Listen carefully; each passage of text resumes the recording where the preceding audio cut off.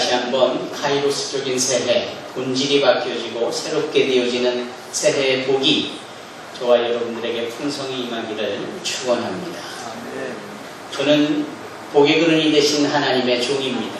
그분의 복의 통로입니다. 그래서 제가 여러분들을 축복할 때 그 실체적인 하나님의 복이 여러분들의 삶에 풍성히 임하고 여러분들의 모든 발걸음과 마음에 품고 있는 생각까지도 실현해 이루기까지 그분의 복이 여러분들을 감싸 이루게 되리라 믿습니다.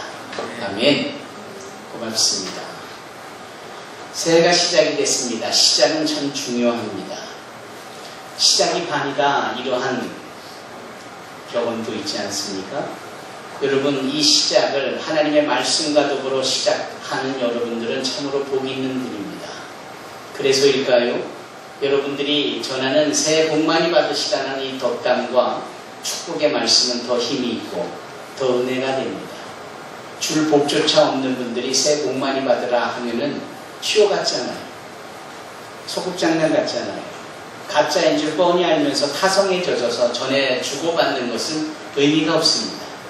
그러나 복의 근원이 되시는 하나님의 자녀가 된 저와 여러분들은 그 복을 누리는 삶을 사는 장본인들이고 그 복을 전할 수 있도록 하나님께로 위탁되어진 사람들이고 그래서 복의 통로가 되어줬기에 여러분들의 덕담은 여러분들의 축복의 말씀은 대단히 구체적이고 대단히 힘이 있습니다. 대단히 실체적입니다. 다시 한번 좌우에 계신 분, 앞뒤에 계신 분들에게 얼굴을 대하여 말씀하시기를 새해 복 많이 받으세요 라고 축복하시기 바랍니다.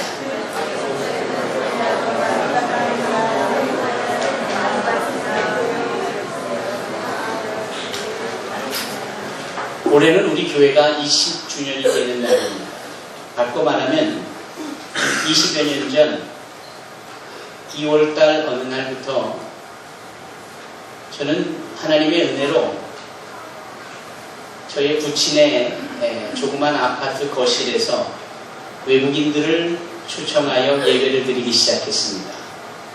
그때 그 예배의 처음 본문이 누가복음 10장이었어요. 선한 사마리아인의 비유를 시작으로 해서 산소망이라는 이름으로 외국인 성도들과 먼저 조그마한 집 거실에서 예배를 드렸습니다. 그리고 지난 주일, 마지막 주일 로마서 16장까지 20년 동안 누가복음의 남은 부분과 그리고 요한복음, 그리고 사도행전, 그리고 로마서로 함께 은혜를 나누었습니다. 새해부터는 어떤 말씀으로 함께 사랑하는 성도들과 은혜를 나눌까? 이런 기도 제목 속에 주시는 하나님의 마음은 너 마태복음 하지 않았잖아. 처음에 부분을 건너뛰고 누가복음 10장부터 하지 않았는가 하는 그러한 마음의 생각이었어요.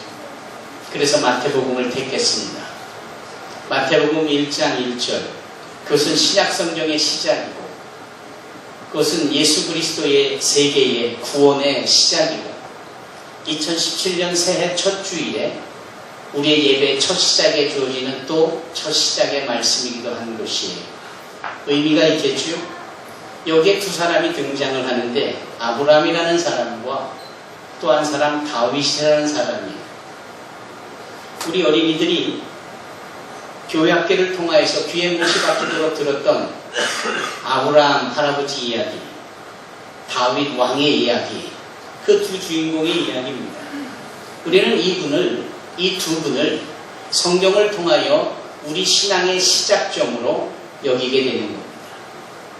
우리 신앙의 시작을 이 두 사람의 발자취 속에서 다시 한번 확인해 볼 수 있고요. 우리의 신학이 어떻게 전개되어질 건가에 대한 다시 말씀드리면 2017년 새해의 시작을 두 분의 삶을 통하여서 확인하고 시작하고 또 펼쳐질 2017년 새해 전체의 나날 속에 하나님이 어떻게 이 두 분의 삶에 역사하셨는지를 확인하면서 우리에게 기대감을 갖고 소망을 품고 그렇게 2017년을 펼쳐가기를 원하는 것입니다. 아브라함을 살펴보십시다. 그 아브라함은 지금까지 역사하셨던, 다시 말씀드리면 천지창조와 수많은 사람들의 출현과 그들에게 공의의 심판을 물로 통하여서 행하시는 일들과 더불어 이제 많은 민족들을 곳곳에 편만케 하시다가 한 사람을 택하는 일로 창세기 12장으로 시작되어지는 것이 아브라함 이야기의 시작입니다. 아브라함은 갈대아 우르라는 곳에 있었습니다. 그리고 나중에 여호수아에서 잠깐 엿보아 살펴보면 그의 가정은 대대로 우상을 숭배하는 집안이었고, 심지어는 우상을 숭배하는 데 사용했던 그런 기구들을 팔아 생계를 펼치는 가족이었어요. 한마디로 말하면 별 볼 일 없는 가문에 별 볼 일 없는 사람이 바로 아브라함이었습니다. 그 당시 아브라함은 한결같이 뭔가 좀 부족한 사람이었습니다. 여기서 부족하다라는 말은 무엇을 의미할까요? 그의 아비된 데라라는 자가 아들을 아브라함을 낳고 자신도 딸랑 두 아들을 낳고 세 번째로 아브라함을 낳았기에 이 아브라함을 통하여서 자신은 셋밖에 낳지 못했지만 이 아브라함 자식을 통하여 자손들이 많아지기를 원했어요. 그것이 그 아브라함의 아버지 데라의 소원이었고 마음이었고 기대였습니다. 그래서 너는 복 있는 사람이 되라 라고 하여 이름을 아브라함이라고 정했어요.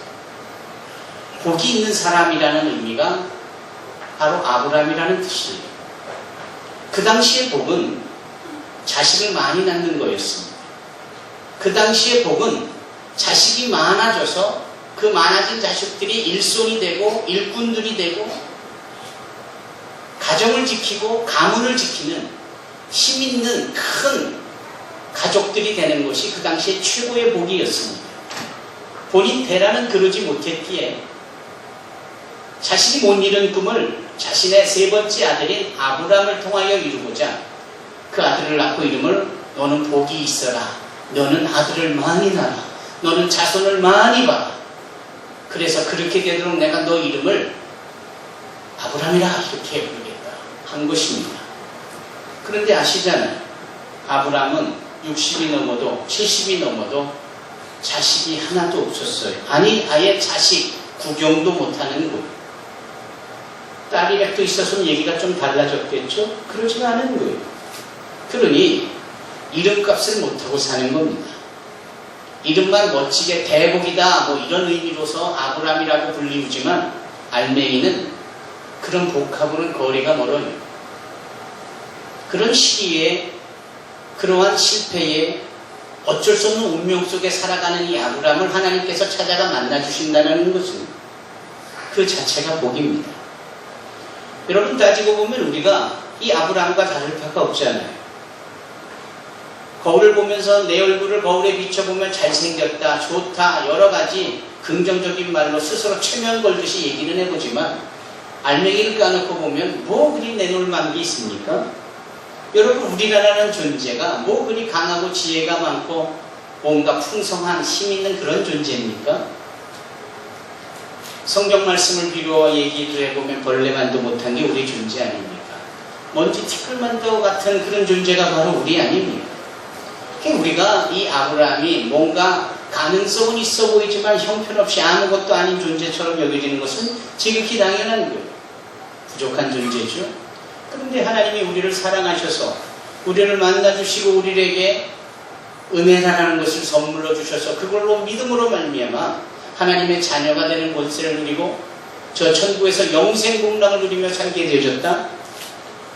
여기에 우리의 의지나 공로나 열심은 찾아보기 어려운 오직 하나님의 택하여 주신 사랑과 구원의 역사로 가능한 겁니다. 그래서 우리는 이것을 복이라고 말하는 겁니다. 그래서 우리는 복 있는 존재예요. 아브라함에게 찾아가 주신 하나님, 그 아브라함이 하나님을 만나요. 그리고 하나님의 인도함을 받아요. 좀 부풀려져서 그가 하나님 말씀에 순종하여 발발을 알지 못하다고 나갔다고 했지만 웬걸요? 그는 따지고 보면은 시편의 말씀과 사도행전 말씀과 창세기 말씀을 비루어 자세히 살펴보면 그렇게 처음부터 매력 있는 신앙생활을 한 사람은 못 되었습니다. 늘 하나님의 큰 계획과 비전과 뜻과 섭리와 목적에 약간 부족한 채로 자기의 생각을 섞어 완전한 것 같으면서도 그러지 않는 모습을 여지없이 보여줘요. 지시할 땅으로 가라고 했더니 그 유브라데 강을 떠나지 못한 채 유브라데 강 상류에 있는 하란으로 자기 가족을 떠나 호롤단신 가라고 했는데 가족 식소를 다 데리고 가는, 그런데도 좋으신 하나님은 그를 기다리고 계세요. 그리고 그의 아버지 데라가 이 하란에서 세상을 떠날 때 하나님이 직접 아브라함을 젖과 꿀이 흐르는 약속의 땅, 원래부터 하나님이 지시한 땅인 팔레스타인으로 그를 인도해 내십니다. 여기에 아브라함의 공로가 있는 거에 없지 않습니까? 도착한 아브라함이 행한 일은 그곳에 기근이 있다라는 이유로 자기 멋대로 애굽으로 주랭랑을 쳐요. 거기가 하나님이 지시한 땅이 아님에도 불구하고 지 멋대로 애굽으로 내려간다 말입니다. 그리고 그곳에서 살겠다고 자기 아내 사라를 누이라고 속이는 비겁하고 치사한 모습을 보입니다. 여기서 아브라함의 복된 존재를 발견할 수가 없어요. 그럼에도 하나님은 그 애굽에서 아브라함을 보호하시고 그의 아내 사라를 보호하시고 그를 다시금 인도해 내시잖아요. 그냥 인도 내시는 것이 아니라 그곳에서 큰 부자가 되게 하셔서 격려하시고 위로하시고 주님께서 그를 인도해 내시는 거예요. 아브라함이 뭘 생각했을까요? 아브라함이 무엇을 깨달았을까요? 자신의 불안한 전함과 그리고 잘못된 점을 인내하시고 그것을 수용하시고 혼을 내시기는커녕 오히려 선으로 채워가시면서 허물을 덮어주시는 그 위대하신 하나님의 사랑을 경험해가는 것 아닙니까? 그 다음부터 아브라함의 삶이 달라져요. 그 다음부터 어디를 가든지 하나님 앞에 제단부터 쌓아놓고 우선적으로 하나님 앞에 예배합니다. 어디를 가든지 그가 하나님 여호와의 이름을 부릅니다. 달라지는 아브라함. 그러나 여전히 실수도 있고 과오도 있지만 실수나 과오보다는 하나님의 이름을 부르며 하나님 앞에 예배드리고 있다는 사실을 하나님은 더 소중히 여겨주셔서 그에게 복을 주시는 거예요. 그래서 그를 통하여 모든 사람들이 복을 얻는 그를 복된 통로로 삼아주십니다. 굉장하지요? 하나님께서 그 아브라함을 17장에 따르면 부르시더니 느닷없이 이렇게 말씀을 하세요. 아브라함아, 네 이름을 아브람이라 하지 말고 아브라함으로 해라. 여기서 아브라함이 될 수 있었던 것은 여호와라는 하나님의 이름 가운데 있는 단어 하나를 아를 빼서 마치 할렐루야라고 할 때 그 야를 빼서 이 아브람이라는 이름에 집어넣어 주시는 거예요. 그리고는 그에게 말씀하시기를 너는 아브람이라 부르지 말고 이제부터는 아브라함이라 부르라. 그리고 네 자손이 저 밤하늘에 빛나는 별처럼 해변의 모래알처럼 많아지리라. 인간적 아비인 데라가 그토록 원했던 많은 자녀와 자손을 보기 위해 불러줬던 복의 이름 아브람. 그러나 인간이 복을 찾을 때 그 복이 실행이 되기는 어려운 겁니다. 불가능한 거예요. 그것을 하나님께서는 아브람의 삶을 통하여 보여주시는 겁니다. 그리고 당신의 이름을 그 아브람에게 집어넣음으로 아브라함, 하나님에 의하여 복된 존재가 되어졌으니 그 아브라함은 열국의 아비다 라는 이름으로 바뀌게 됩니다. 그의 아내 사레라는 이름이 사라로 함께 더불어 바뀌며 열국의 어미가 되어져요. 얼마나 많은 자녀와 얼마나 많은 자손들을 보게 됩니까? 저 밤하늘에 빛나는 별처럼 저 해변의 모래알처럼 시공을 초월하여 2017년을 맞이하여 1월 1일 첫 주일 예배를 드리는 저와 여러분들이 거침없이 주저함 없이 나는 아브라함의 자손이다 라고 말하는 이유가 거기에 있는 겁니다. 복의 영향이 흘러 저와 여러분들에게도 나타나게 되어지는 것이고 여전히 우리는 아브라함이 하나님께로부터 받은 복에 주인공들이 되어지고 또한 우리의 자녀와 자손들이 우리의 입을 통하여 예수를 알게 될 수많은 잠정적 그리스도인들까지도 복의 존재가 될 수 있게 되어진다는 사실입니다. 그 아브라함이 하나님의 복이 되어져 그 많은 자녀와 자손을 보게 되어질 첫 열매 이삭을 낳습니다. 100세가 되는 때였지요. 그런데 하나님은 그 이삭을 번제로 드리라고 말씀을 해요. 기가 막히지요. 그러나 아브라함은 예전 같으면 하란으로 주랭랑을 쳤고 예전 같으면 애국으로 주랭랑을 쳤던 아브라함은 주랭랑을 칠 수 있는 그 상황에서 주랭랑을 치지 않습니다. 다음날 아침 그 이삭을 모리아 산에 가서 번제물을 드리기 위하여서 꼬박 사흘을 걸어갑니다. 사흘을 걸어가도 그 마음이 변치를 않아요. 그의 신앙이 얼마나 견고하고 진지하고 한결같은지를 보여주는 내용이에요. 설령 내가 내 아들을 번제로 하나님 앞에 드리려고 죽여도 하나님이 그를 다시 살리실 거야 라는 분명한 부활 신앙의 첫 사람이 되어진 이 아브라함은 우리에게 나타내고 있습니다. 그의 신앙의 신실함을 보게 되어진 하나님은 그에게 복을 주십니다. 그에게 복을 주시며 창세기 22장에 뭐라 말씀합니까? 네 씨가 온 나라의 구원을 이루는 주인공이 될 것이다. 이렇게 말씀해요. 그 씨가 바로 저와 여러분들입니다. 그래서 아브라함은 우리 신앙의 시작점이 되는 거예요. 아브라함은 모든 예수 믿는 구원받은 백성들의 시작점이 되는 거예요. 이 아브라함에 대한 하나님이 부어주신 사랑과 은혜를 우리가 확인하고 그것을 기대하고 그것을 소망한다면 아브라함에게 베푸신 하나님의 사랑과 은혜는 2017년 새해에 그 첫걸음을 내딛는 저와 여러분들에게 동일하게 아니 그보다 더 풍성하게 부어지고 임하여지리라 믿습니다. 다윗을 살펴보십시다. 다윗 그 역시 하나님께 특별한 은혜를 받은 사람이고 하나님과 마음이 합해진 사람이라는 놀라운 칭호를 얻게 되어지죠. 그에게는 도대체 노라는 부분이 없어요. 그냥 시키는 대로 하는 겁니다. 예스맨이에요. 아브라함과 비교해보면 좀 다르죠.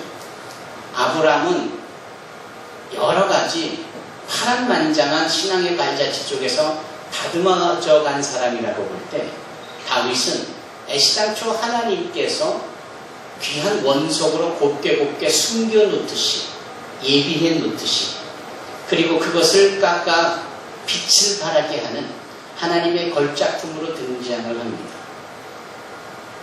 정말 아무것도 아닌 그 팔레스타인 조그만 땅덩어리를 주위의 수많은 열방 가운데 최고의 나라, 오히려 그들을 지배하고 떵떵거리듯 호령하며 그렇게 통일 이스라엘을 이룬 장본인이 바로 다윗입니다. 이 다윗은 저와 여러분들과 같은 사람이기에 실수도 있었고 실패도 있었어요. 그 실수와 실패 속에 다윗의 위대성은 실패를 고스란히 인정하고 잘못을 고스란히 회개하는데 주저함이 없었단 말입니다. 거기에서 우리와 큰 차이가 있는 것 같아요. 아니 우리가 그런 부분만 보완하면 우리가 이 시대의 다윗처럼 살아갈 수 있겠죠. 너무나도 솔직하고 너무나도 정직했던 실수면 실수대로 바지가 벗겨져서 흉이 잡혀도 하나님을 찬양한다는 것에 그런 것쯤은 아무것도 아닐 수 있는 하나님 우선적인 삶을 살았던 이 다윗 말입니다. 근사하잖아요. 그는 항상 싸움을 하러 가기 전 전쟁을 하러 가기 전 하나님 앞에 엎드립니다. 이 싸움에서 하나님의 뜻이 계시면 이기게 해주십시오. 이런 식이에요. 자신을 해코지 하는 사람에게 오히려 축복을 빌고 삶이 시시하지 않았어요. 자신의 양욕과 욕심을 이루기 위해서 거기에 하나님의 말씀을 은근슬쩍 대비하고 적용시켜서 자신의 명예욕을 하나님의 비전으로 이렇게 포장하는 모습도 전혀 없는 거예요. 자기는 들에 나가 아버지의 양떼를 치던 그때에 사무엘 선지자를 통하여서 하나님의 기름 부으신 이스라엘의 왕이 될 거라는 신탁을 받잖아요. 그런데도 그러한 일이 주어지기는커녕 오히려 사울이 자기를 빈번히하게 죽이려 하니 얼마나 고단하고 힘든 살려고 발부둥치는 삶이 되어졌어요. 동굴에 가서 숨어야 되고 갈대밭에 가서 숨어야 되고, 그 와중에도 자신을 죽이려 하는 사울 왕을 거꾸로 자기가 죽일 수 있는 호기가, 좋은 기회가 번번이 있었습니다만 자기는 그러지 않아요. 설령 이 사울이 잘못된 왕이라고 할지라도 하나님께 기름 부어 세워진 왕이니 내가 그에게 털끝 하나 손끝 하나 될 수 없는 것 아니겠는가. 정말 내가 하나님께서 예비하신 왕이라면 하나님의 방법대로 내가 이 사울을 내 손으로 죽여서 어차피 될 거 내가 거기에 일조하여서 내 뜻을 이루어야 되겠다라는 것이 아니라 하나님께서 이루시고자 주신 계획과 비전이라면 그리 되어질 것이니 나는 이것까지도 참겠다 하는 것이 이 다윗 왕의 인품이었고 성품이었고 믿음이었고 신앙이었습니다. 정말 매력이 있잖아요.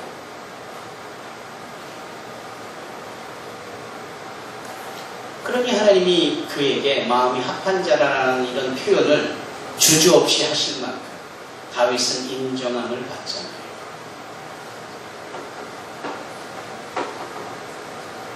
그 다윗이 전쟁에서 많은 피를 흘리며 마침내 통일 왕국을 이룹니다. 그 승리의 정점에서 그는 나는 이렇게 백향목으로 지어진 멋진 궁에서 사는데 하나님은 고작 저 천막 안에 성막 안에 머무시는 이것이 합당치 않다 라고 하여 자신의 생각은 나단 선지자에게 고합니다. 나단 선지자는 하나님의 꿈을 통하여 말씀하시는 것을 다윗에게 전하죠. 그 하나님이 전해준 말씀이 무엇입니까? 참 기특하다, 고맙다. 그런데 그런 것쯤은 아무것도 아니다. 정말 네가 나에게 받을 복은 네 씨가, 네 자손이 이 하나님의 나라를 번성케 할 주인공이 되어질 것이다 라고 축복을 하세요. 여기서 아브라함과 다윗의 공통점을 우리가 찾아낼 수 있는 그것은 무엇이냐? 이 아브라함과 다윗은 이스라엘의 건국이요, 이스라엘의 역사요, 이스라엘의 전통이고 문화인데, 여기서 이스라엘은 저 지중해 연안에 있는 시리아 밑에 있는 조그만 땅덩어리에 현재 그 나라를 포함하여 영적인 것까지도 의미하여 하나님께서 선택한 민족의 전통이요, 시작이요, 역사요, 핵심이다, 이런 뜻입니다. 그런 아브라함과 다윗에게 거듭거듭 하나님께서 복을 주시는 가장 정점에서의 말씀은 네 씨가, 네 자녀가, 네 자손들이 복을 얻고 하늘나라에 합당한 사람 되어져 살게 되어질 것이다 라고 말씀하시는 거예요. 여러분, 저와 여러분들이 새해를 시작하면서 우리 자녀와 자손들이 이렇게 부모된 우리와 더불어 아브라함과 다윗의 자손들의 씨앗으로 세워져가는 믿음의 가문 되어지고 신앙의 명가가 되어지기 위해서 축복할 수 있어야 합니다. 마태는 뼛속 깊숙이 유대인입니다. 그래서 그는 성령의 감동이 되어져서 예수를 전하고 나타내고자 할 때 예수를 왕이라고 표현을 해요. 왕에게 초점을 맞춥니다.